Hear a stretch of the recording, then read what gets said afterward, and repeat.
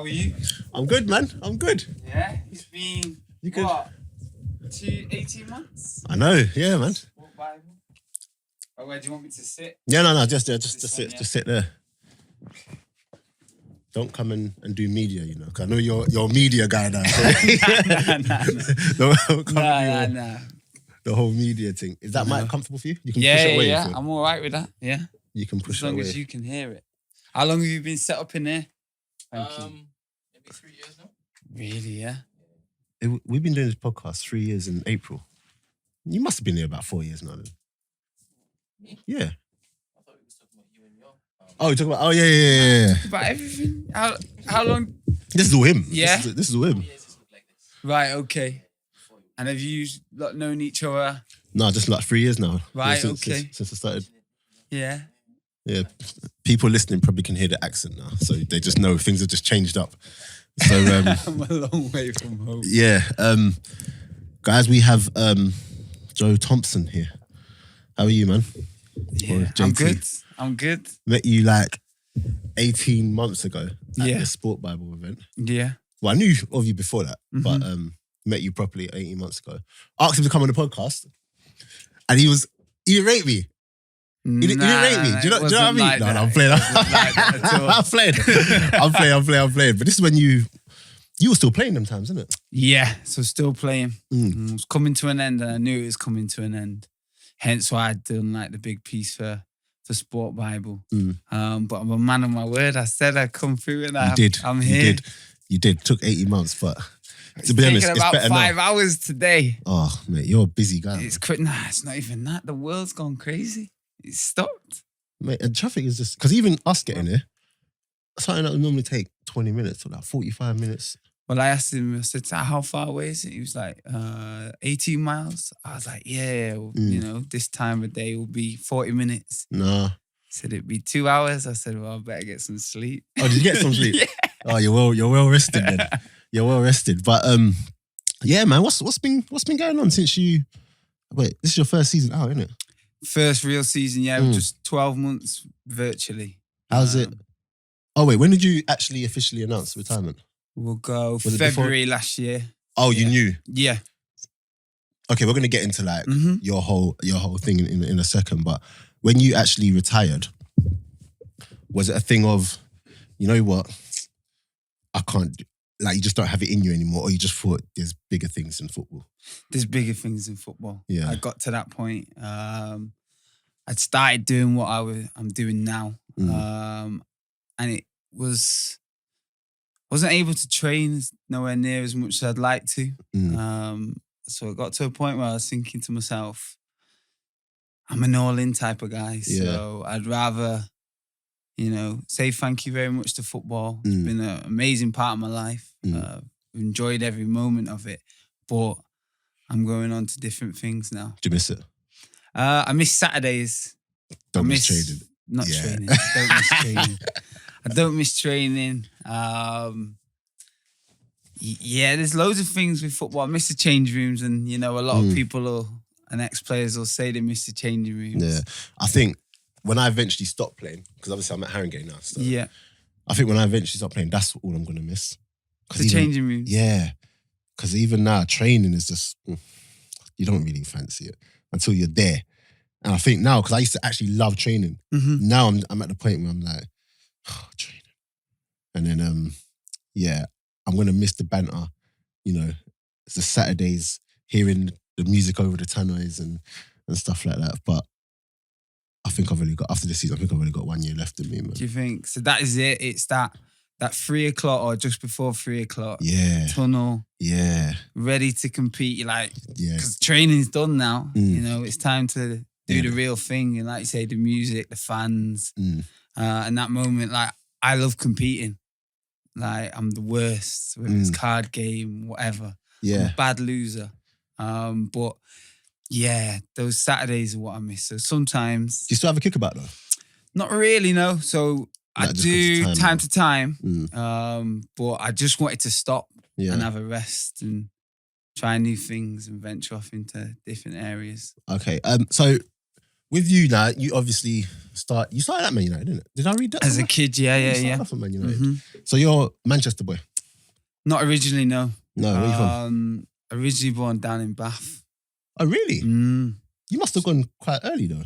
So yeah, The accent kind is- of the story is, I got brought to Greater Manchester.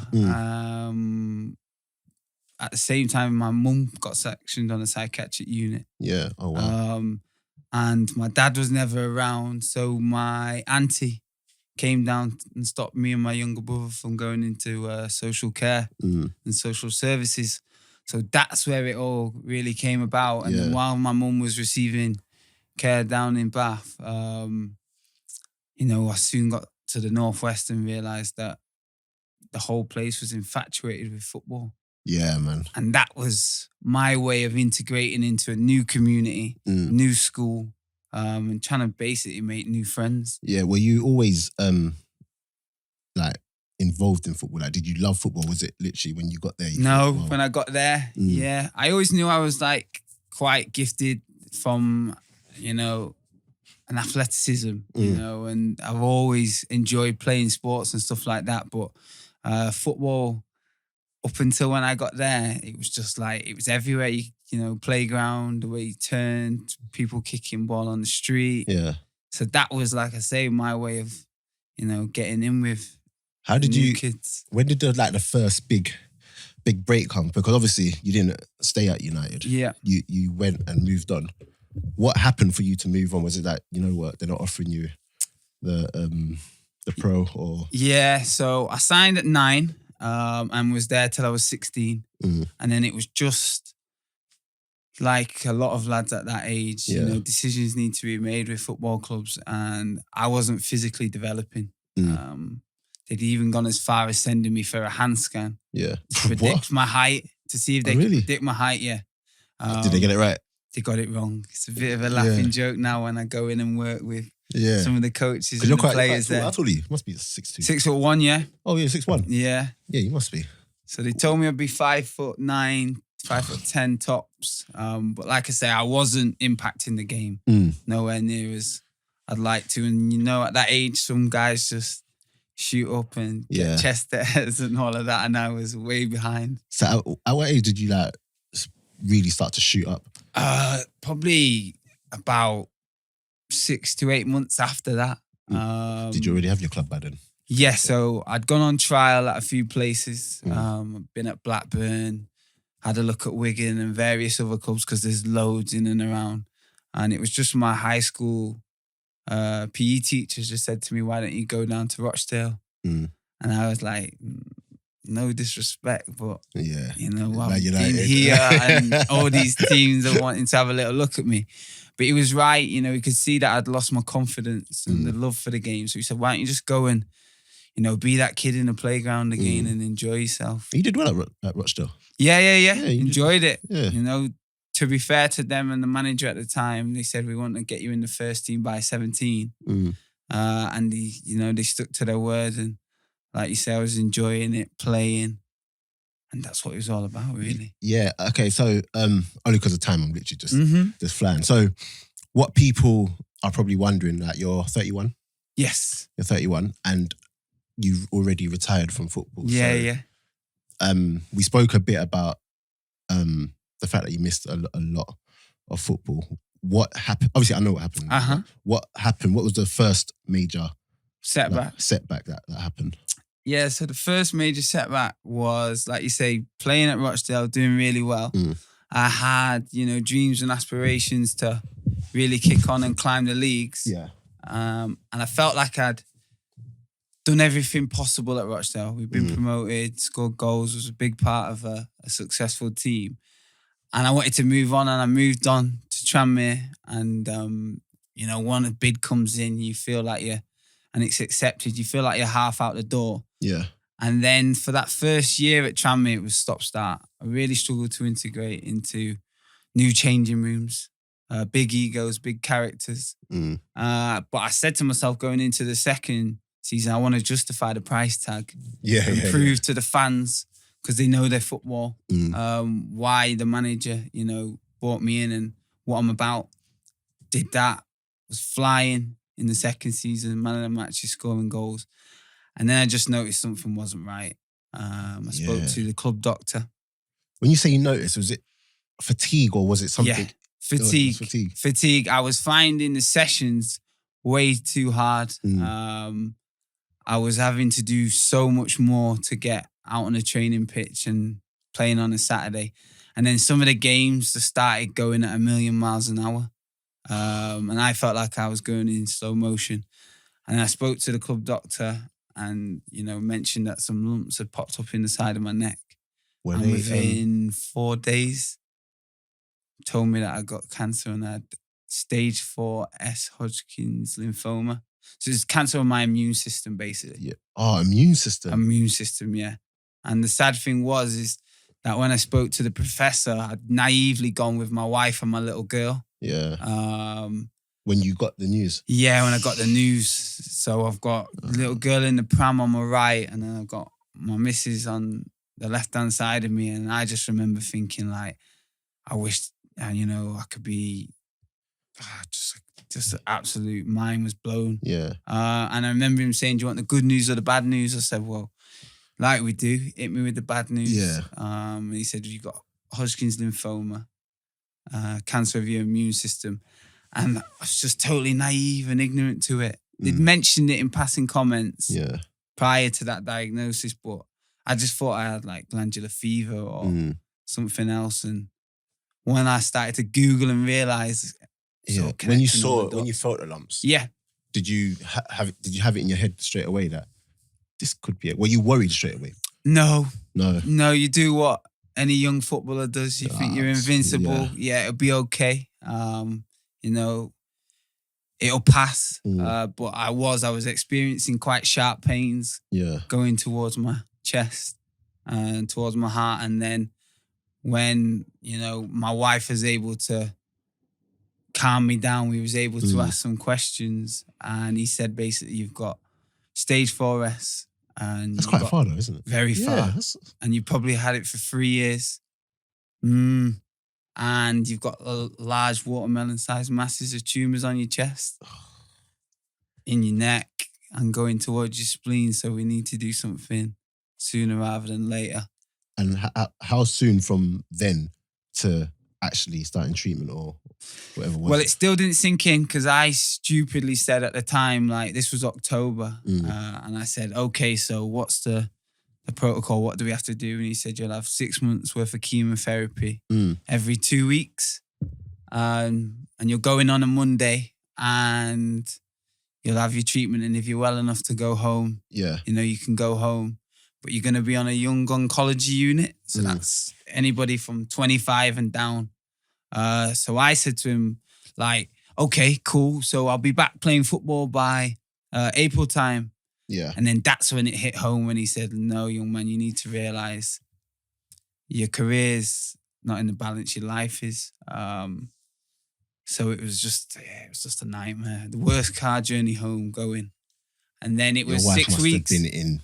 She was in bits. Yeah. She was in bits. I pride in myself, a bit of the backstory now with family on being the strong one for my family and looking out for my mum, my younger brother, and obviously my wife and my own little girl. So, yeah, I was just thinking to myself, like, I'm really going to need him.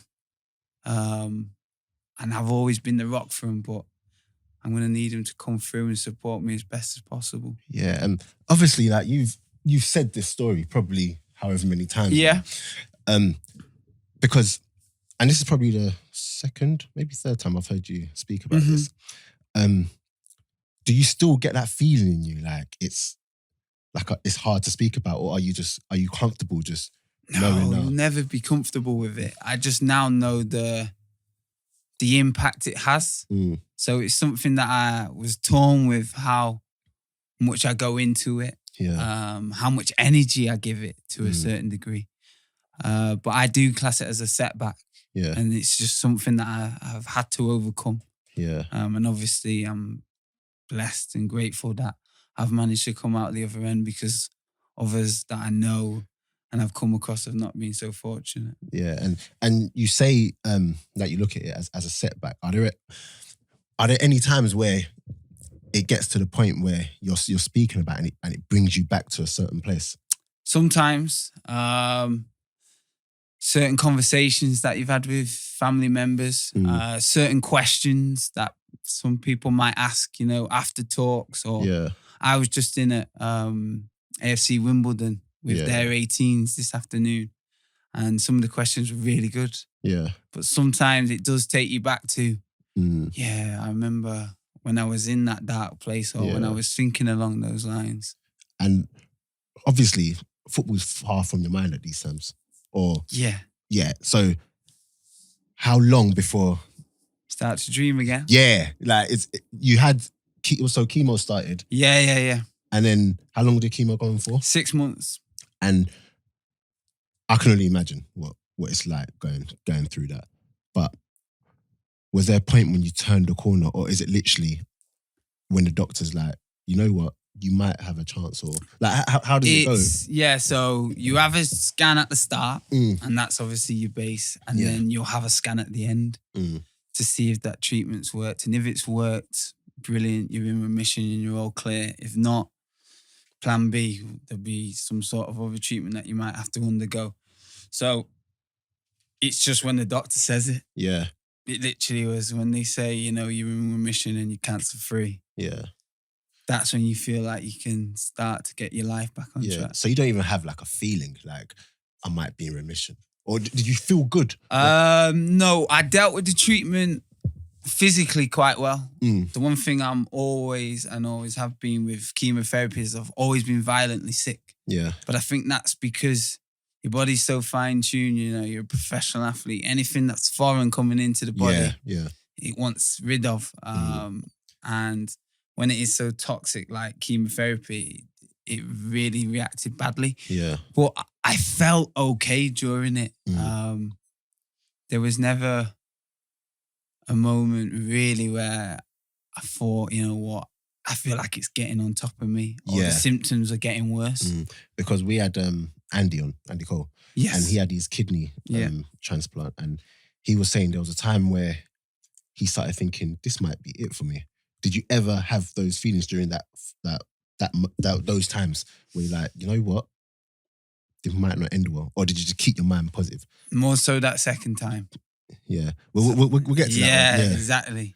So the first time, no, just ran its course and did what I needed to do. And like you say, when the doctors gave me the all clear, we just building blocks. Yeah. How long after that was it when they gave you the all clear? It's literally 2 or 3 weeks.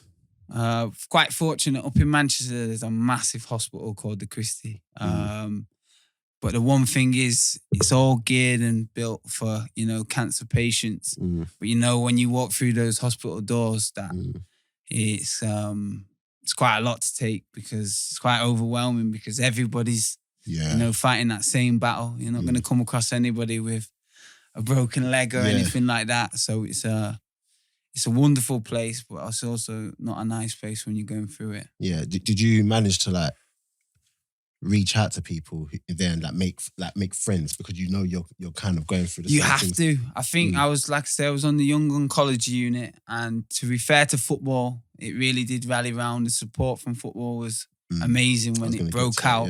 Got in virtually every shirt. Yeah. From top to bottom. It was the most surprising shirt you got. There was all sorts. There was Steven Gerrard. Oh, really? Paul Scholes took the time out to come and meet me. Oh, just loads. Yeah. More than you can imagine. And I'm talking we go Maidstone all the way to Man United. Yeah. It was amazing to see that. And I set up a charity at that time to raise some money for the hospital. So I tried to keep myself busy and tried to keep myself active and communicating with people. But sometimes you do just want to shut off from the world and, not suffer in silence, but just get on with it. Yeah. What did you do to get through those times where you just want to shut off? I started to read a lot, but I was always conscious of what I read. Yeah. So, plenty of positive stuff. I watched lots of comedy things. Just to pass the time, and like you say, keep spirits high. And I spent time with my family. I really thought in times, you know, this is what it's all about. Yeah. These are who are important to me, and they're keeping me going, and I'm sure I'm keeping them going. Yeah. So when you got the all clear, like you're in remission, how long did you chill for a bit before you thought, I'm going back to football? No. Nah, there was no chill. The scary thing was at the time, after getting put in remission, about a week to 10 days later, letter came through the door, and it was off Tranmere where I was playing, and it was the P45. Oh. Yeah. Cold world. Literally seen football for like the ruthless side and the business side of things, and it was a letter, short little letter from the owner then. Was your contract up? Up? Yes. Okay. I thought I'd get 2 or 3 months of like rehabilitation. Yeah. You know, just to get me back on my feet and see where I'm at. But yeah, it said, you know, thanks very much, Joe, for all your services. But at the end of the day, I was getting paid good money, and I had not been any good to him, but to a certain degree in that second season. At the same time, don't you, because you're a very positive guy, you don't really have bad blood in you. But surely it must be hard to think, you couldn't even give me like a couple. I was angry. Yeah, you must I was angry. And then, you know, the news broke that I was in remission. And then you get the fans asking you like, so when are you going to be back playing? Yeah. And I think I ended up just putting a tweet out saying something along the lines of, you can't sign a dotted line that's not there. And that's, I tried, you know, I held my tongue. I didn't. Then all the papers and all that want to start knowing and chipping away. And I just thought to myself, man of values, you know, stay true to yourself. I could have easily blown it up. Have you had communication with them since at all? I played there since and played against them since. Totally different owners now. Yeah. So it's hard to be like... you know, football moves on. Life moves on. Yeah. So it wasn't nice. It's definitely not nice from a man's perspective when he's trying to provide for his family. And as that next part in regards to providing for your family, did you have offers come in straight, or was it a thing of, listen, no one wants to touch you? No one wanted to touch me. I remember speaking to my agent and he was saying, you know, we're struggling there. I'm making all the phone calls possible, but no one wants to touch you. And then Berry rang, and Day was only 20-25 minutes from my house. Yeah. And he said, look, why don't you come in on trial and we'll have a little look at you. Had you been like training? No. He said, you know, we're due to start in 3 or 4 weeks. So get yourself in some shape. And it literally was trainers back on. Yeah. Hit the roads. And that was 4 weeks after I finished the treatment. I was in agony. How did you feel? Yeah, I was about to say. Agony. Just, you know, as soon as you go back to pre-season, my limbs, my joints were in so much pain. I was doing the ice baths on the night time. You know, all the things that you do, but I was going to the extreme. Yeah. Just so I could build up my fitness. Because I'd not done anything in those 6 months. And you obviously noticed, because if I don't train now for 6 weeks and I go back, it's obviously going to be hard, but that's just because I haven't trained for 6 weeks. Yeah. With you, was it like, okay, I've not trained, but also the chemo has actually affected my body? To look at me, you couldn't really see too much. My hair had thinned out massively and I'd lost like my eyebrows, but they were coming back in time. But I felt hollow. I felt really hollow, like my muscles, there was just nothing there. There was a lot of wastage.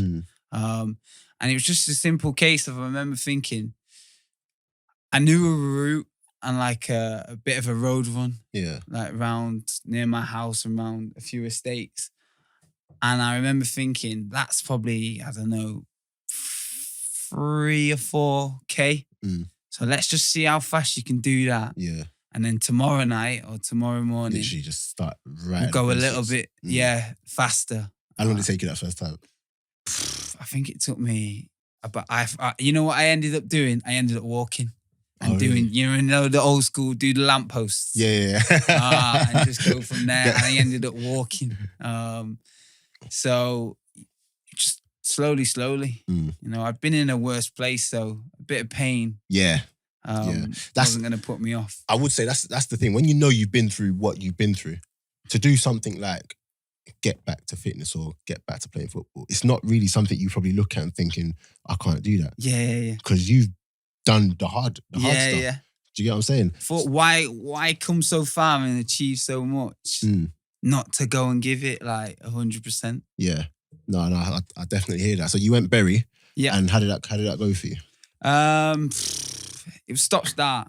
It was, like I say, I couldn't guarantee the manager how I was physically, deal with training again every day. But I said to him, like, I'm going to give it my all. They gave me a year's contract after 2 or 3 weeks. Yeah. I remember doing the bleep test on the first day. They still do bleep test? Yeah, or the yo-yo test. They always want to get a baseline score. And I remember thinking, don't be the first one out.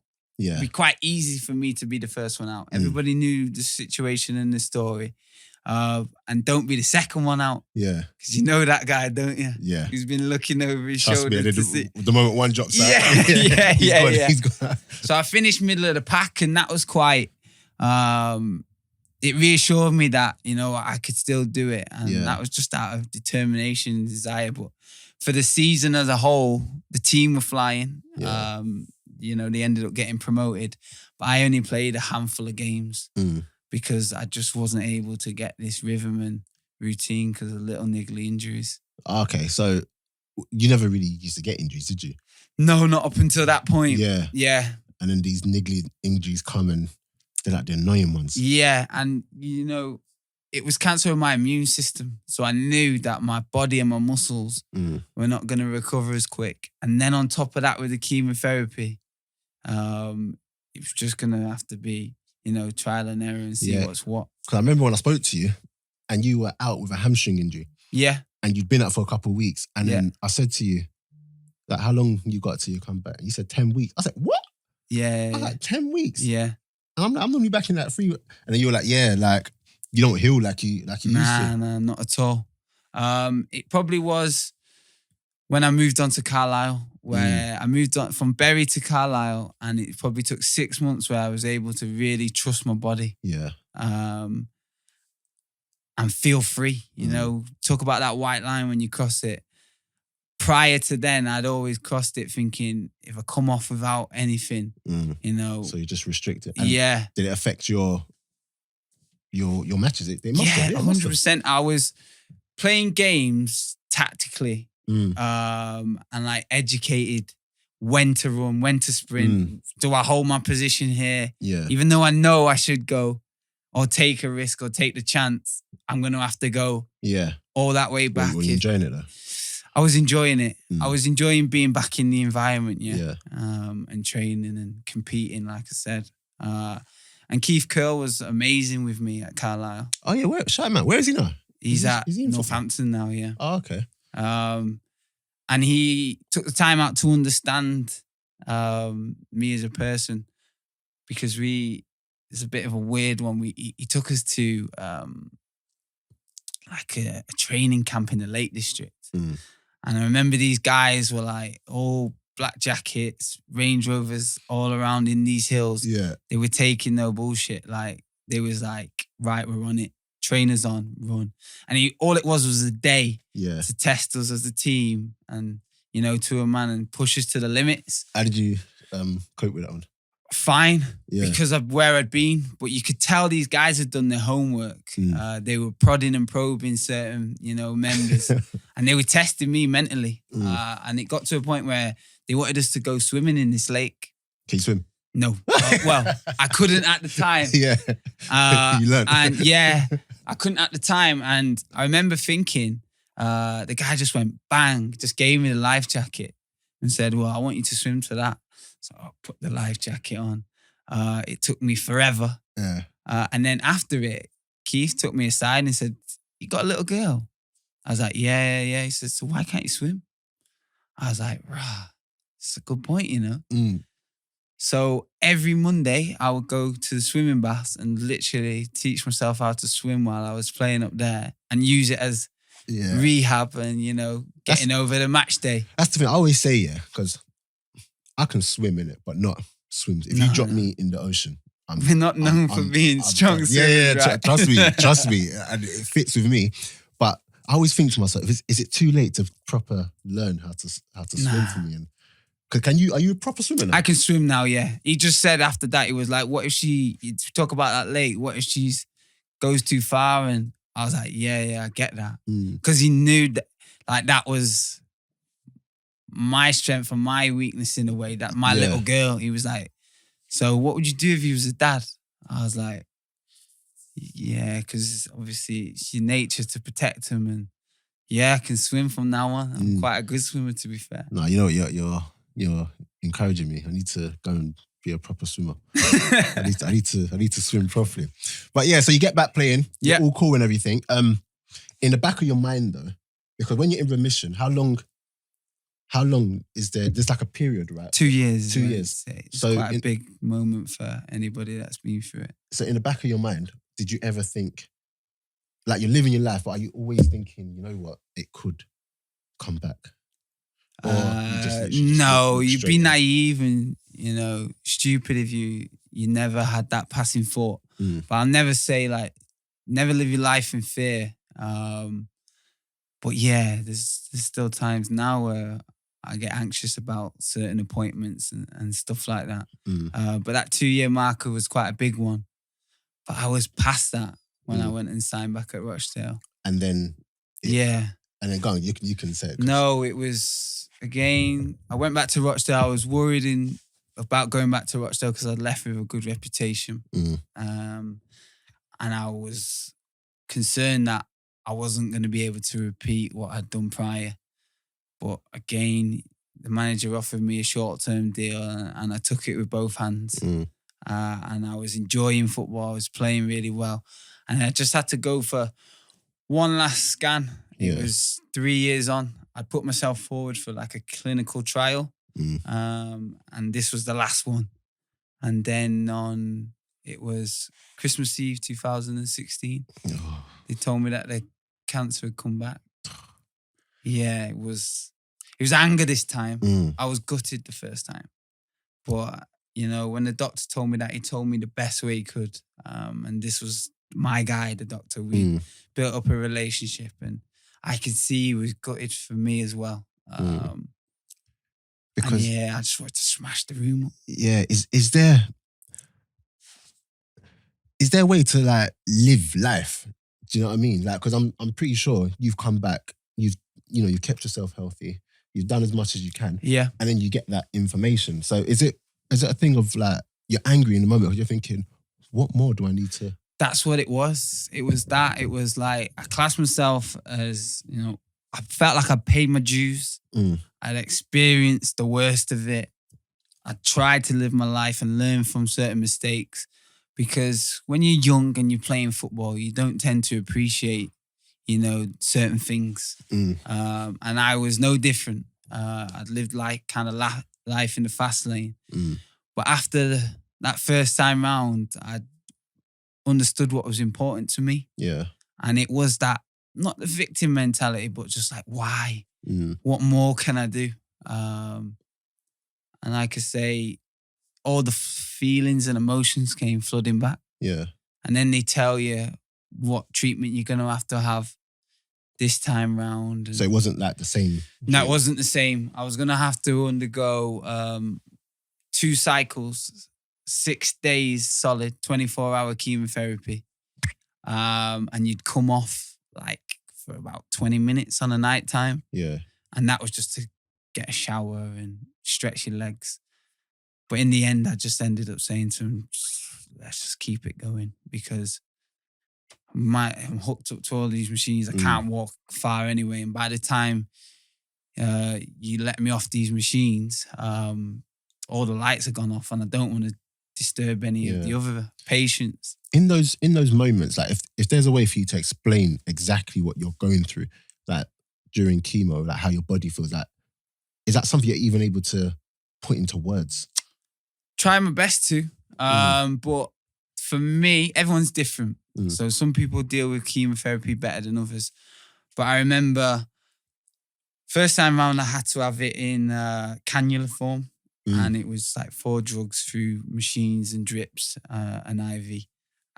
But my veins are pretty much packed in now from my kind of hands up until here. So I've got quite a lot of scars and a lot of like markings and stuff like that. But the second time round, I was going to have a Hickman line.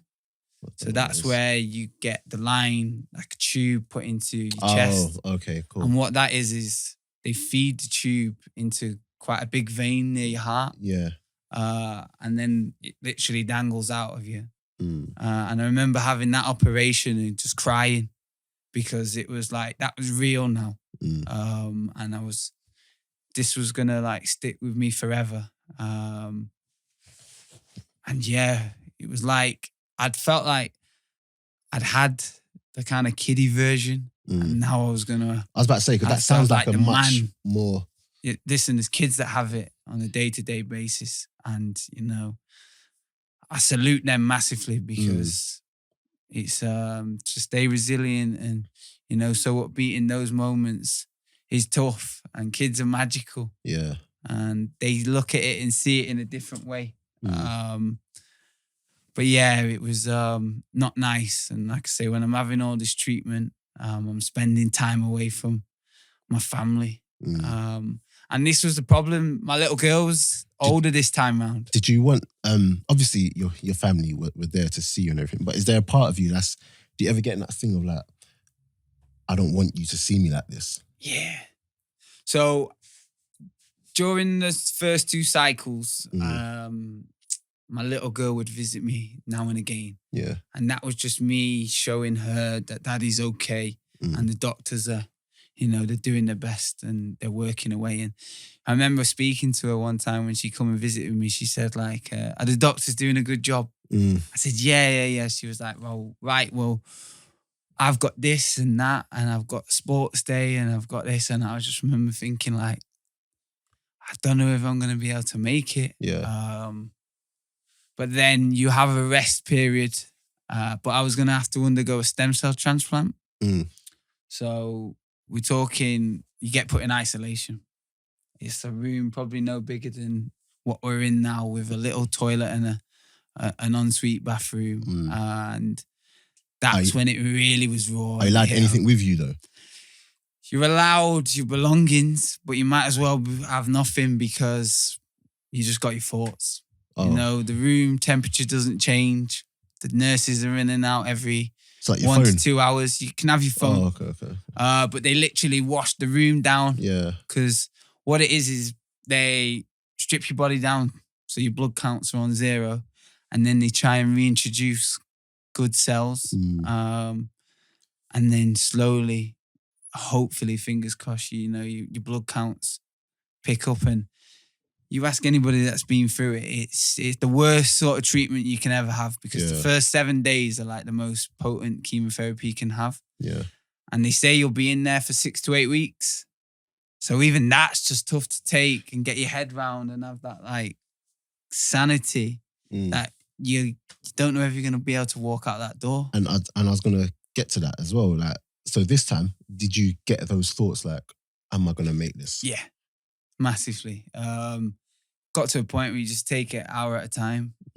Got to a point where I was worried about falling to sleep, not knowing whether I'd wake up. And again, my visitors have got to be few and far between. Anyone with a cough, a sniffle, any infections could lead to an infection for me, could lead to pneumonia, and I think I remember the doctors coming in and it was about after 10 days where they're saying, are you okay? Is everything okay? What are you feeling? And I remember thinking, like, what are they like? I feel okay. And then bang, one night, the next day, it was like, I woke up in a different world. I woke up in the corner. I'd taken off all the like wires and leads and stuff like that. But you couldn't remember doing it? Couldn't remember doing it. Hallucinating. I remember thinking like a SWAT team had descended on. Yeah. the room. And then the morning after it, I spoke to the nurse and said, like, did that happen? And she was like, yeah. But, you know, we put you back in your bed. And I remember watching Love Island. And I've got all these young couples telling each other they love each other. And I was thinking, shut up, man. You don't know what you're talking about. And the sad thing was, me and my wife had got married 12 months prior. Yeah. And our wedding anniversary was coming up. So I said to her, you know, come in, see me. Obviously, I ain't got no presents for you, but just to have you in for a night or so. Does she have to wear a suit or anything? No, what you have to do is you have to wash yourself down thoroughly. And she was always bringing in my meals. Yeah. Every morning she'd drop my meals off because I decided I wanted to go plant-based and vegan. Yeah, I was going to ask about that as well. But I couldn't keep any of the food down. So I'd lost 3.5 stone within weeks. 12 days or something like that. Days? Yeah, days, yeah. And that's what the doctors were really concerned about as well, that my weight loss was so drastic. But it, like I say, anything I ate was just coming back up because of the chemotherapy. And then she come in, wedding anniversary, she bought me some trainers because she knows I'm a trainer guy. Yeah. And she gave me a card. I just won a raffle today, by the way. Eh? I just won a raffle today for some trainers, funny enough. Which ones? The ones on size? You put yourself forward for them, the Air Max Londons. Yeah, I like that. I got those. You're proactive. Yeah, I got those today. No, I never justify buying trainers. Do your thing, man. Yeah. Everyone's got a weakness. Trust me. But yeah, she bought me some trainers. And I just remember thinking, like, it's not about this. The gift is life, and the gift is, you know, having a companion and someone to share it with through the, you know, the hard times and the bad. And like I say, we got married 12 months prior, and you know that vow through sickness and health. And here we were. It must make you must look at her and just love her all the more. She's the warrior, bruv. Like, she's the real soldier. You know, I'll go and do talks here, there, and everywhere around the world, and people will call me an inspiration. Queen of Hearts, man. She's kept me going. She's held it down. Oh, I love that, man. And done everything. I can't get my head around how she still managed to be a mum, still manages to look after, you know, a couple of our businesses. Yeah, she's a powerhouse. Yeah. No, I love that, man. Absolutely love that. So, second bout of chemo. When did it turn around this time? Turned around on Father's Day. So, day 15, I said to my wife, I said, bring Lula in. Yeah. Nobody under 10 is supposed to go anywhere near you. So the doctors were pulling their hair out. I said, listen, I've listened to you, man, and listened to that nurse. And now this is me. Like, let me make one decision. I ain't got nothing else, but let me just make one decision. So bring her in after school. I've missed her now. I've not seen her for 2 weeks. And before she come in, my missus just rang me and said, like, Lula's woke up crying. She's having nightmares. She's wet the bed. And I've noticed 2 grey hairs have popped up in her hair. Wow. And she's 4, nearly 5 now. So she was obviously worried. Yeah. Not knowing, you know, what was going on with her family and in particular her dad. So that was it. I said, she's coming in. I need to show her that daddy's fighting. Yeah. And he's still okay. This time around, I'd lost all my hair. So I knew she was going to be shocked by my appearance because apart from a little bit of FaceTime, I'd not seen her at all. So she come in and I could see she was shocked and she tried to brave it. Checking the machines. Yeah. Gave me some grapes, got the little stethoscope out, was being like little Doc McStuffins. Yeah. And I remember she just said to me, Daddy, are you going to die? Oh. I was like, wow.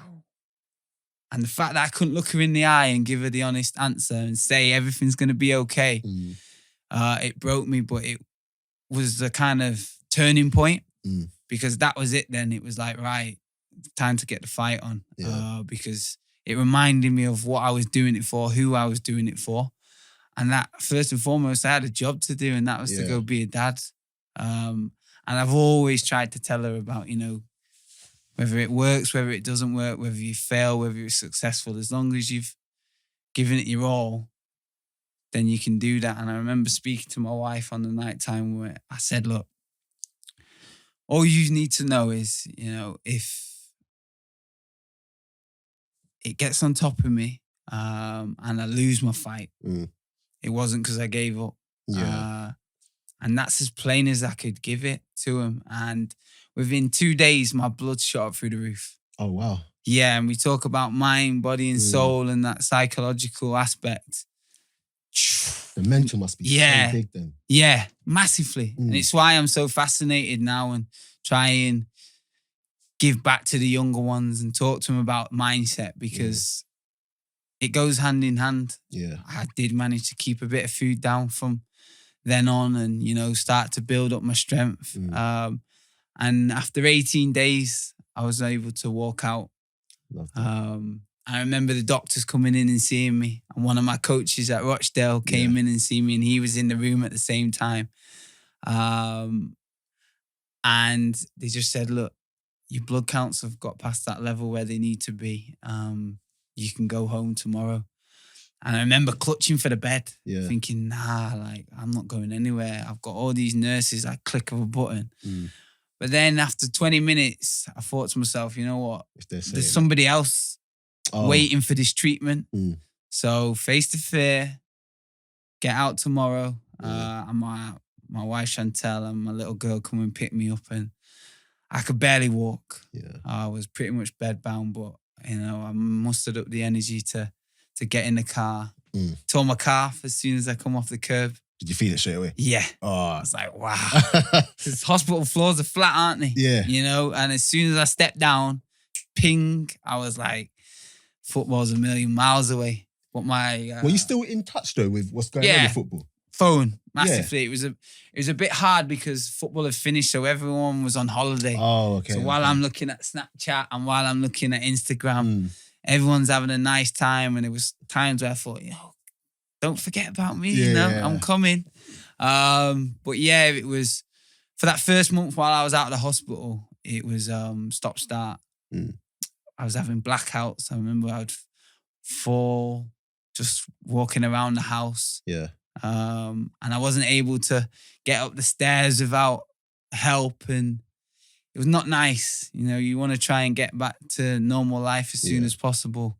And even playing with my little girl with no rough and tumble, it was everything was like, mind daddy's back and stuff like that. So it was tough. But then after about 5 weeks, I was starting to be able to do normal things. Did you? And you started to feel? Yeah, go for walks and felt okay the next day. So I rang Rochdale up and said, look, get me some kit ready. I'm coming. But you hadn't even been given the... I had been given the all clear, but it was literally 3 weeks before going back to Rochdale. Oh. I just needed some normality. Yeah. My wife would tell you, she didn't want me at the house. Sat there feeling sorry for myself. So she in the end just said, look, as soon as you can start cooking again and start, washing yourself and doing all of that, and you feel comfortable enough, because to look at, I didn't look good at all. So until I felt like I was able to go back into the big bad world and brave it in a way. Were they welcoming straight away? Like... Yeah. So as soon as I walked in the gym, the kit man gave me the kit. It was too big. Super baggy. Yeah. And I walked into the changing rooms and walked into the gym and they all started laughing. Oh, is it? Yeah. They'd obviously seen me from like kind of phone and, pictures and whatnot. They all started laughing. But that was a breath of fresh air for me. I was about to say, that must have made you feel like, I was like, we've got the elephant out the room. Yeah. I remember the captain, Ian Henderson, came and gave me some like literally 2 kilogram weights. Yeah. I was like, shit, JT, we got some work to be doing. But that was like, Did we that feel have, heavy, man. I couldn't do too much. Yeah. And like, I remember seeing the physio and the physical conditioning coach, and both of them were like, we've got work to do. Like, are we sure? But I said, look, nothing's a guarantee. But I've got another year. And, I just want to give it a go. So you're back now, and how long before you got to the point where I'm ready to play? Like, Did you have to knock on the gaffer's door and be like, look? It's one of them. It's often the case. It was 6 months of rehabilitation. Again, we just did it simple. Sometimes me and the physio would just go for a walk. Yeah. But what I wasn't able to do was train. And then when I got the football back out, my groins were in tatters. I remember laughing joke with the physical conditioning coach. He was saying, your legs have gone like jelly. Yeah. And they were all over the place. Yeah. And it was literally past 5 yards. Tomorrow we'll pass 10 yards. And if we have to, go back, then we start clipping and start crossing and stuff like that. And once I started to train in and around the group and get that physical contact to know that I was okay to, get the bumps and bruises, it was, all in all, it was 12 months from when I originally found out to getting back playing. And at this time, Rochdale weren't doing too well? Nah, they weren't doing good at all.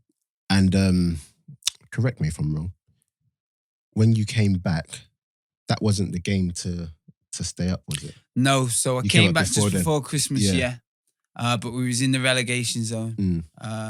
They'd done really well in the FA Cup.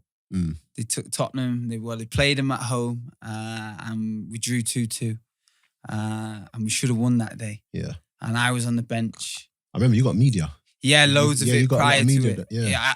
And I felt like that wasn't the story. It came to me, and the fact that I was back involved in the squad, and what was it like to, run out a couple of weeks prior. Yeah. And I just wanted to say how well the boys had done in the FA Cup run and, how far they'd come. But it was all about me in a way. Yeah. I remember before the game, Pochettino took some time out to speak to me and said how much of an inspiration it was. And, it was really good to see me getting back out on the pitch. But like I say, it was all about the boys. And I didn't play that first leg. Yeah. But we were able to have a replay at Tottenham. Yeah. At Wembley. Wow. That's Wembley. Wembley, isn't it? So again, that was televised, and I come on as a second half substitute. We were getting beat 4-1. Got slapped 6-1 in the end. Yeah. But it was irrelevant. But I knew that night after that, I remember playing and coming up against Danny Rose, and I pushed the ball past him and he fouled me. And I put my arm down and it was snowing. Remember when it snowed, the beast from the east? Yeah. So it's freezing, absolutely freezing.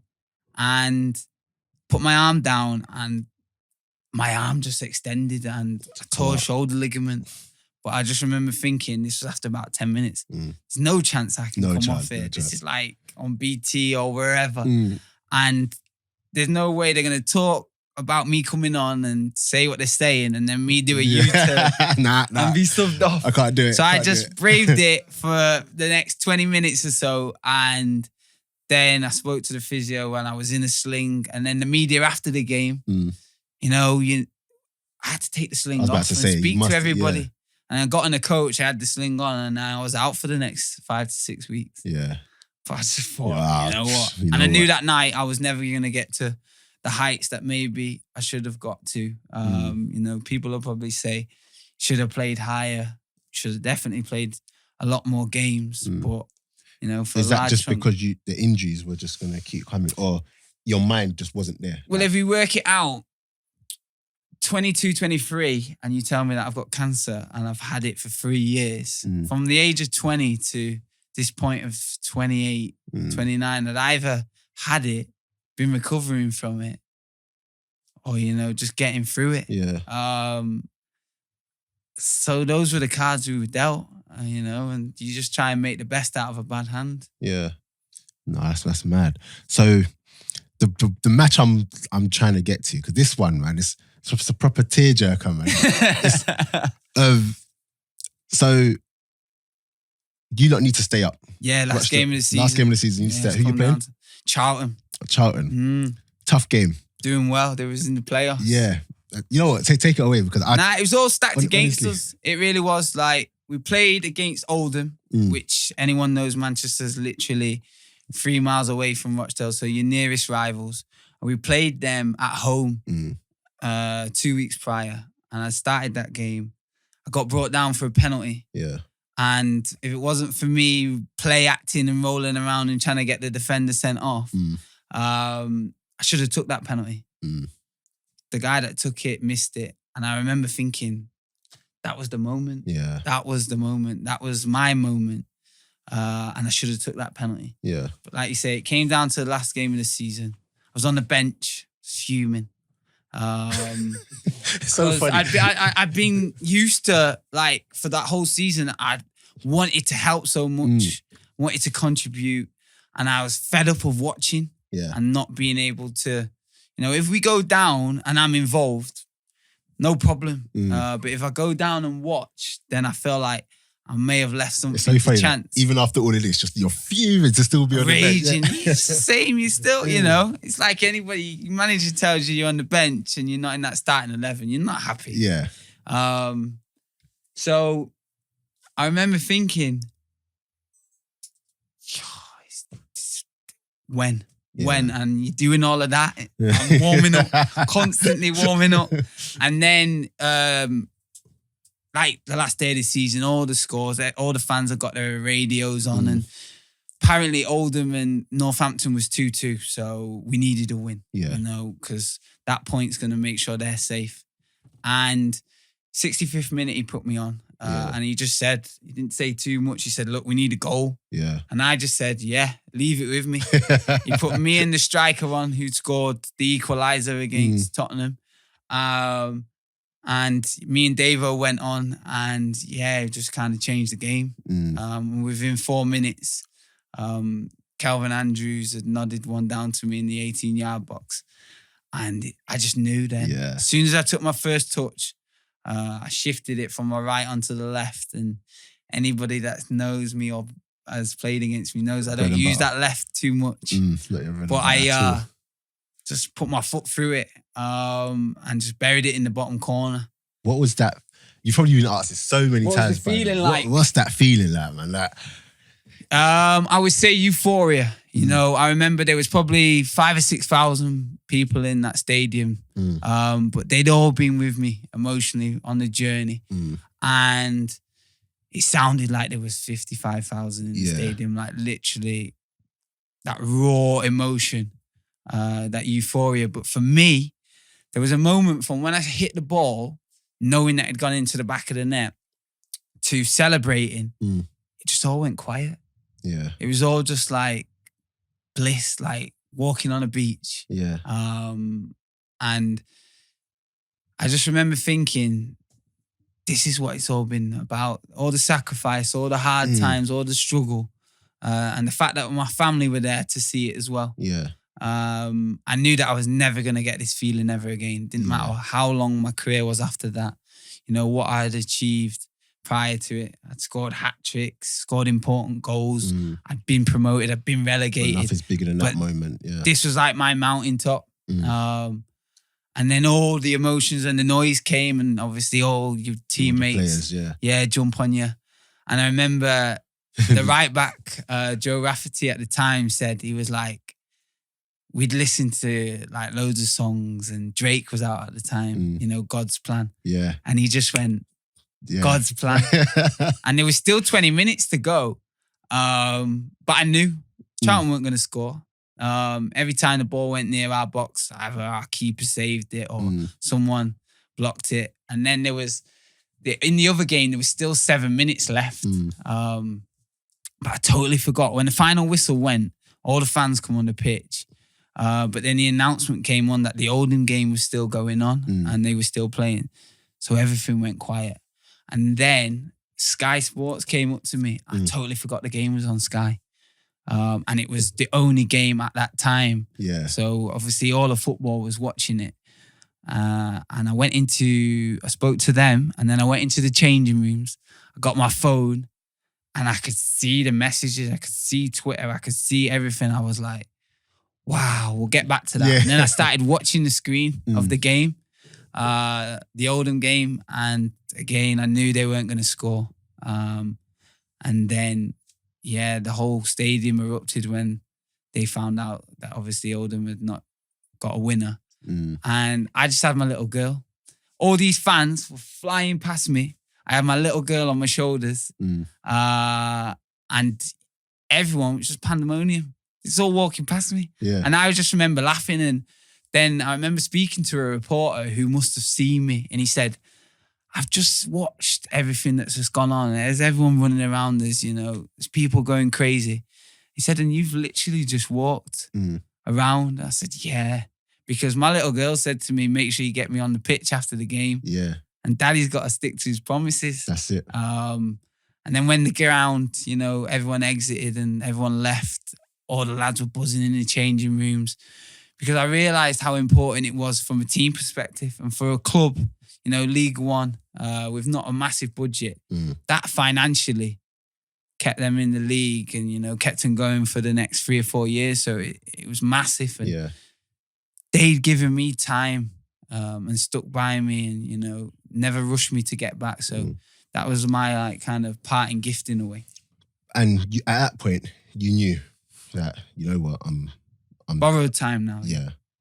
Borrowed time. I had another year. I triggered another year.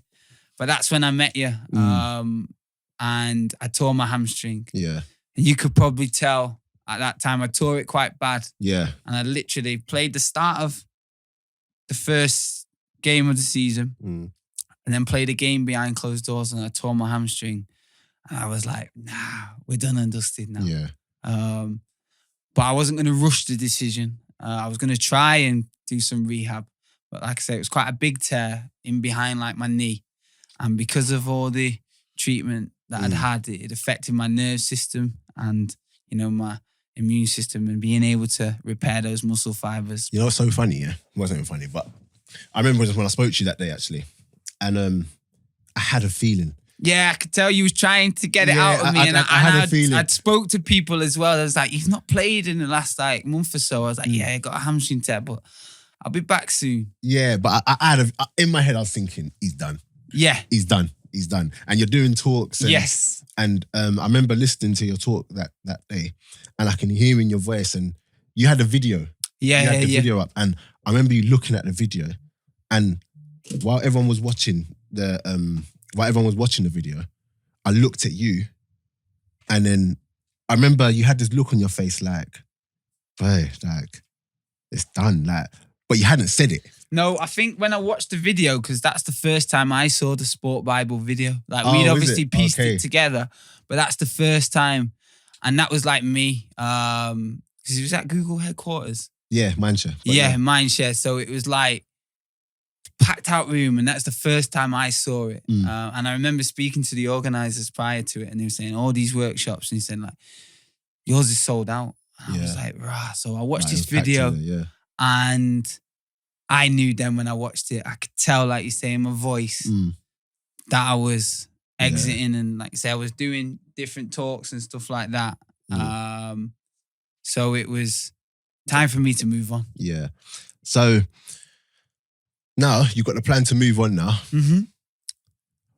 Is this where you just start making sure that once football's done, I'm good? Or had you already done that from before? I'd already done it. I remember my first talk was for Sheffield Wednesday under 23s. And then I did another talk the week later at Man City. Yeah.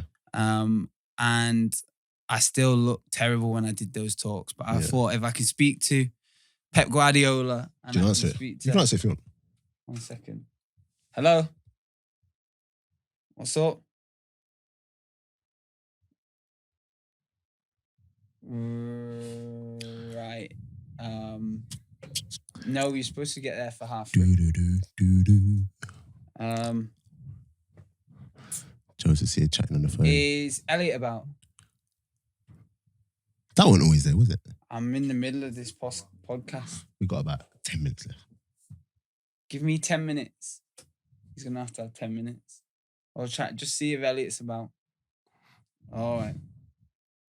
There was some delivery guys moving mad at my house. Bought some massive mirrors and Mrs. saying he's supposed to have brought them back.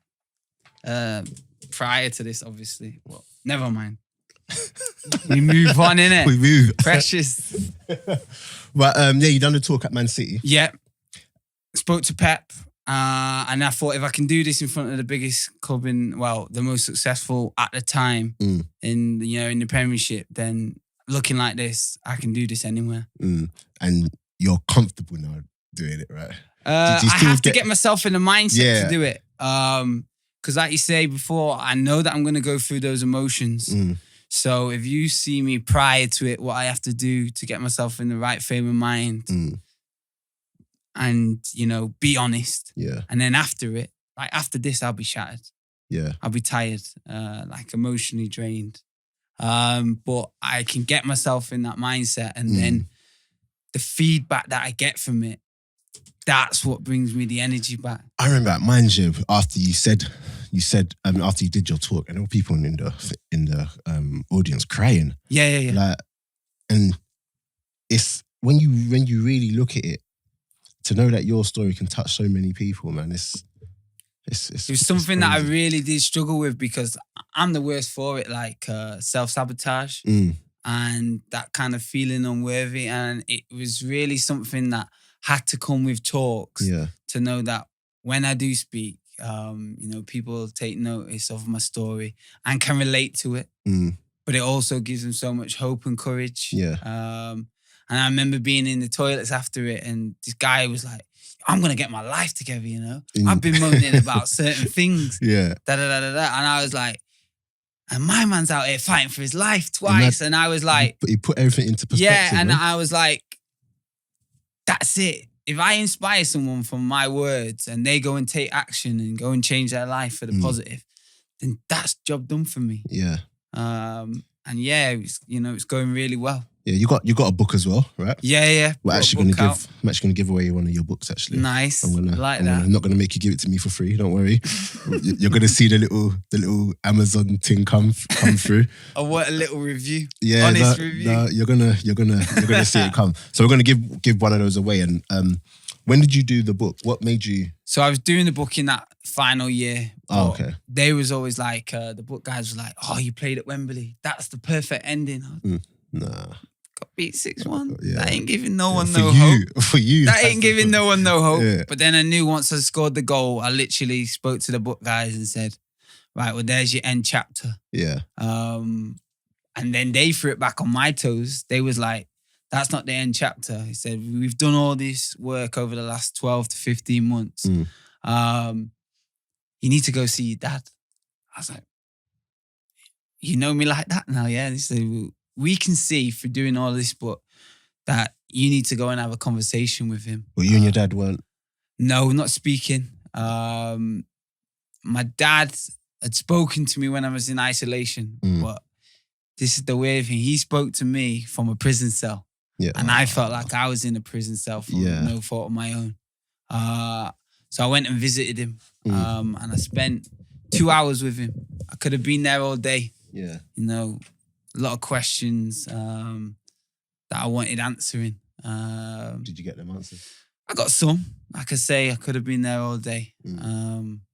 But my real main kind of issue was why he wasn't part of my life, my younger brother's life. And I'm like one of like 6 half brothers and sisters as well. So why he'd not learned that lesson with all those opportunities?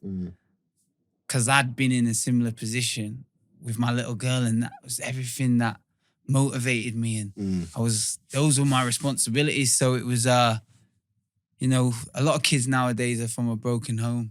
And it was that self-healing in a way. And like I say, I could have been there all day, but, got some. In your book as well? Yeah, and that was the final chapter in the end. Yeah. That was the final chapter. I'm gonna give away 2 books actually. I like that. I'm gonna give away 2 books, and I'm gonna send them to you first, so you can sign them. No problem. Sign them, and then so if I'll find a way to get, I might just, whoever wants it, just at me with a reason why you want them, and I'll give it to you. But yeah, man. So what's next? I see you on TV a lot. I see you doing the media training. Media. Yeah, man. You're flipping. Come here. Ooh, you're just media now. Like I can hear the way you speak, man. I think you've always got to be aware of what you speak, but I'm always mindful of people, when I go and do talks, I did a massive talk for Screwfix, in, partnership with the EFL last week. Who am I to tell them how to do their job? Yeah. But if you go and be authentic and you go and be honest and, you're sincere with what you say, then you're being true to yourself. And people pick up on that and they take do. that. It resonates. Like, if I go and try and be polished and do the spiel, like everyone will always say, have you got like a structure to your talk? Do you practice it?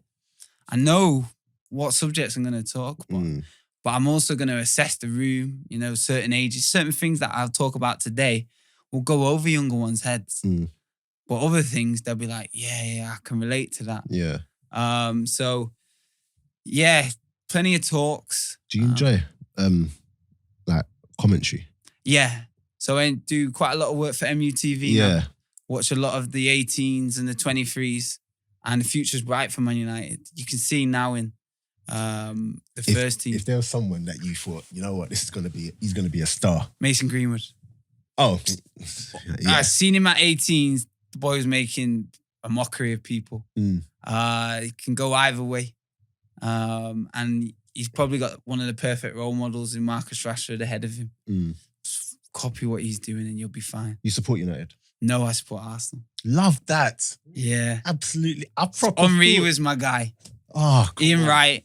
I'd always liked... and then when you get released from Man United, you feel a little bit sorry for yourself. And the Invincibles are doing what they're doing. But Man United's a massive part of my life. And if I can give back as much as possible to them, then, I will do. Yeah. No.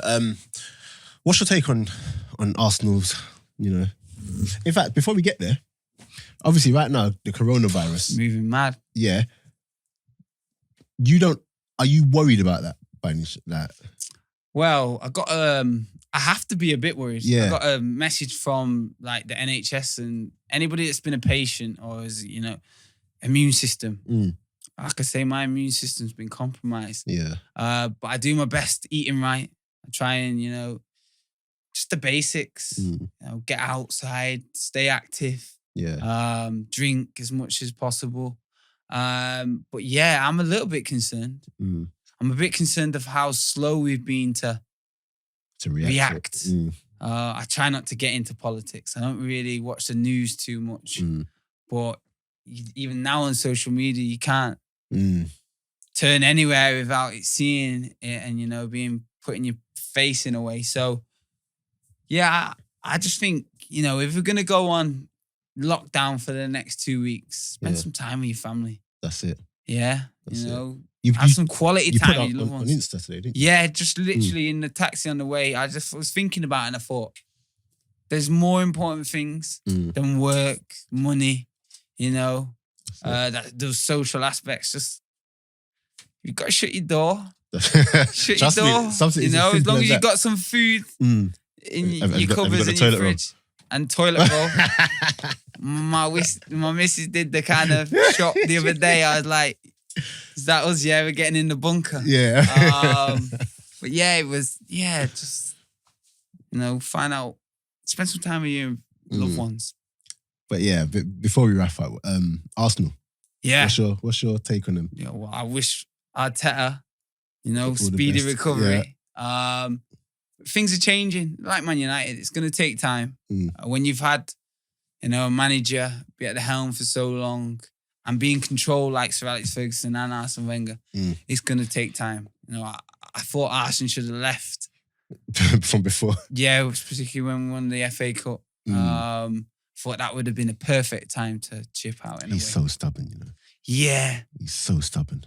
But yeah, I think, again, it's similar to Man United. There's young ones that excite me. When I watch them, I see them play. Martinelli. Yeah. And they've got it. They're not brave. They're not scared of the big occasion. And playing in front of like big crowds in big games. Yeah. So it's just going to be a case of time. And if anybody knows what Pep's been doing over the last, it's 10 years, it's Mikel Arteta. And you can see the way they're playing. Yeah, man. Well, love for coming. Appreciate. Honestly, man, no. you've probably heard it many times, but you've been through it. And honestly, I pray that you just keep going. I pray for your health. I pray that, you know, your daughter gets to like see you, and you get to see your daughter grow into like a big woman, get married and all that, man. Like long life and all I'm blessings, doing man. now is setting the bar for that guy that comes knocking on my door. Oh gosh. We've seen gonna be Bad like Boys, Bad haven't Boys, we? yeah. We've seen it. Chitty, chitty, bang. Yeah.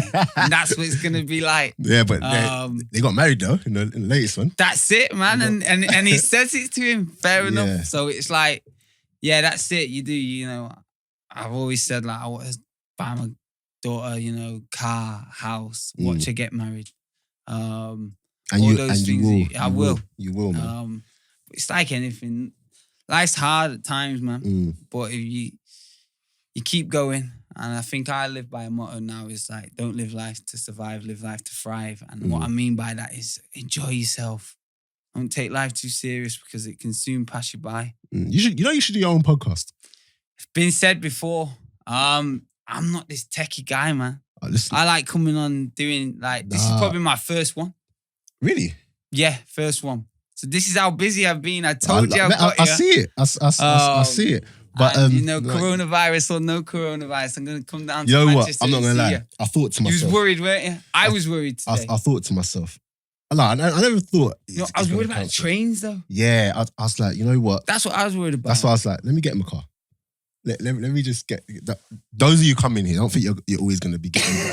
Don't think you're getting a car here, mate. Because get me, no way. But yeah, I'm glad you came, man. And no, it's been a pleasure. This has been. It's been good, man. It's been good. It's always good to hear things that, you know, because we always get stuck in our way of thinking and so narrow-minded and we worry about things that don't matter. And if you just hearing stuff like that, it just makes you just think, you know what? Just live life, man. Yeah, I can be a nightmare to be around nowadays. You know, if someone's moaning about the littlest things, I tend to walk off now because it's draining on the energy-wise. But then I'm also very selective with, you know, who I'm around, and because it's massive, you know, you are the company you keep and who you surround yourself with, who you talk with, it goes so far, and I'm all for, you know, that positive energy. And I just want to say thank you for inviting me on. Come on, man. Thank you for coming, man. Is this you that you don't want to coach or anything? Like you're... I don't want to be on the grass. Like I said before, I'm more for this mindset. So I work with, you know, young professionals, within sport, and I enjoy mentoring. Yeah. Because it's nice to see somebody go from that, see the improvement, then, you know, these setbacks. Yeah, man. I hear that still. I would say if anyone's perfect with dealing with setbacks or knowing how to put a strategy together through setbacks. Man, you're only 31 and the stuff yeah, you've been and through. there'll be setbacks for me along the way. Of But I think with what I've overcome so far, it will hold me, you know, it'll put me in good stead and hold me in a better place when they do come. Yeah, man. Love that. But guys, thank you. Man like JT, apparently. Yeah, you can call me JT. We're family now. Love that. But if you want the books, what's the book called? Darkness and Light. Darkness and Light. Yeah. Just at me. I'm gonna have 2 copies to give away. You're gonna sign them. And yeah, just give me a reason why you want them. Don't say, man wants them still. Like, don't come with your stupidness. It's got to be some meaning. Yeah. Got to have some sort of meaning where you're worth having it. And maybe who they give it to. Yeah. And why. No, I was with a little autistic boy the other day, and like, it's incredible. He's like, come on, he was at school, did a talk. He was like, me and you were similar. I was like, okay, so this kid, long hair, little glasses. I was like, how are we similar, bro? He's like, I moved from here to there. My mum suffered from depression, and I've had to care for her at times. And I've been diagnosed as well. I was like, okay. He's like, I've been diagnosed with autism. I was like, yeah, okay. But he's like, I'm not going to let that stop me from reaching my dreams. Yeah. And I was like, you know what, young man, I'm going to make sure you get a little book in due time as well. Yeah, no, 100%, man. That whoever wants that book, just get at me. Guys, keep liking, subscribing, sharing. 2020, I know it looks like we should just write it off, but in terms of the podcast, it's been a good start, and you've definitely added to that. And this is actually one of my favourite ones. So love for that, man. And don't tell anyone else that. Listen, bro. Being honest. You have to listen. Some people I seen the Andy Cole one, man. It was powerful. And that's when I was like, I'm gonna get down there no matter what. Yeah, man. And yeah, no, that Andy Cole one is just, for me, man. He's a legend. He's one of my heroes, man. But then when you put that aside, he's a real straight talking guy, and he says it how it is. Proper, man. Yeah. Proper. Yeah. Listen, that one. You know, literally up until yesterday, because I'm still getting tweets about it and stuff like that. And then up until yesterday, I'm looking and I'm like, Andy Cole was sitting. It's crazy to me. It's proper crazy, and I never would have thought that. I'm not someone that gets like starstruck with football, like footballers and whatever. I've got enough of them around me and that. But Andy Cole, for me, is just like from a flipping podcast. But was it not? As the podcast went, and you know what he's experienced since football's finished, it shows on a human level. Yeah, no, 100%. And it's like, because when you come away from this is Andy Cole, and you just hear him talk, you strip away all of that. Oh, you get to meet the man, and the man, and I'm just so happy because you know there's that thing where you don't want to meet your heroes. Do you know what I'm saying? Whatever the case, he let you down. Yeah, and he didn't let me down one bit. Nah, not one bit. Like I respect him more. Anyway, I can talk about that all day long. But yeah, guys, hope you've enjoyed this. Keep subscribing, sharing. #Counterattack Podcast. Not #the Counterattack, not #the Counterattack. #Counterattack Podcast, because that's the only one I check.